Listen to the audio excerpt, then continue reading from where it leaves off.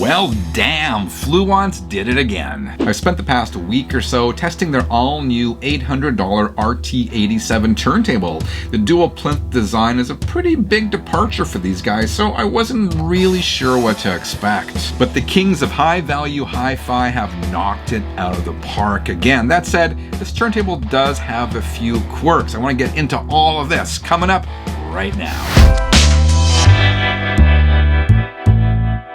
Fluance sent this RT87 to me early under embargo so I can give it a thorough test run. Its official release date is June 15th, but as always, my opinions are my own. If you're watching this video, you are likely aware of Fluance. They are a Canadian audio brand, perhaps best known for their turntables and offering incredible bang for your buck. The new RT87 is different from other previous Fluance turntables in a few ways. As I mentioned, it has a double plinth, both made from MDF. It's also got adjustable vertical tracking angle, or VTA, and it's designed with a hanging weight anti-skate system. Interestingly, it also spins at 78 RPM. All this is new to Fluance. We'll get into all of that and more coming up. The RT87 sells for $799 US or $979 Canadian. If you do the conversion, the turntable is about $100 US cheaper in Canada, I assume due to American tariffs. This is a belt drive deck. It has an auto stop function, which can be turned off with a switch around back, and it comes in 3 colors, black, white, and natural walnut. This one is natural walnut. You also get your choice of 2 cartridges, the Audiophile 2M Blue or the ATVM 9ML. My review unit came with the Audio-Technica cart. As you can see here, it comes packaged well and setup is pretty easy. The acrylic platter is quite hefty, I gotta say, which is nice to see. It's 22 millimeters thick, and the acrylic platter helps control static and unwanted external vibrations. And you get several small envelopes with other parts and accessories, including the turntable belt, the anti-skate weight, bubble level, and these little transit screw hole covers. A heads up, I did not read the setup instructions, which turned out to be a big mistake.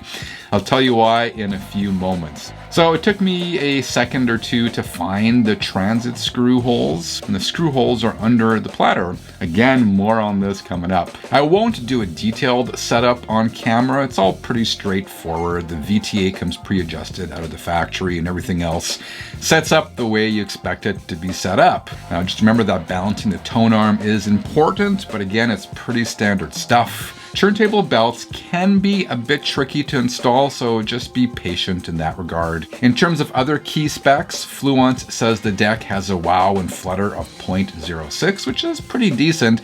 Wow and flutter is a measurement of a turntable's ability to hold a consistent speed. The turntable weighs a respectable 21 pounds, which I believe includes the acrylic platter. The platter alone weighs 4 pounds. Overall, I gotta say, this is a very nice looking turntable. Let's take a closer look.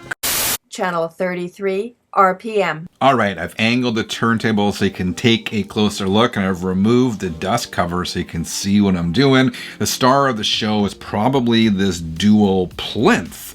The motor and feet are mounted on the lower plinth, while the platter and tone arm are mounted to the upper plinth, and this plays an important role. First of all, it reduces the impact of vibrations from the environment, from stuff going on around the turntable. Plus, by decoupling the motor from the tone arm, it reduces the impact of vibrations and noise and interference and whatever from the motor itself. Again, all this is done to make your record sound better, to improve your listening experience. Over here, we have the hanging weight anti-skate system. It uses gravity to prevent the tone arm from skating across the record. Is it better than a regular spring type anti-skate? It probably comes down to personal preference, I would think.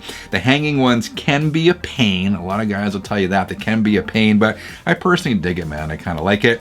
We got the 9-inch carbon fiber tone arm and the cueing lever. A lot of companies cheap out on the cueing lever, but this one feels good, man. It feels solid. Now I'll turn the turntable around very carefully, again watching out for that hanging weight anti-skate system so we can take a closer look at what we have back here. Right here is the for the ground. Got a ground your turntable, and beside that we have the RCA jacks. These are premium Tiffany RCA jacks.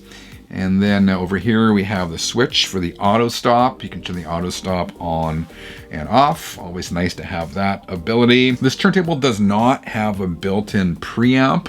I kind of like it that way. I don't care for built-in preamps, but if you don't have a preamp in your amp or an external preamp, you're gonna have to get one. I should also mention the VTA adjustment. There are screws on the bottom of the turntable, on the bottom of the plinth. You use the VTA adjustment screws to adjust the height of the tone arm to ensure it's parallel to the record. And this one came pre-set up, so it's not something I had to worry about.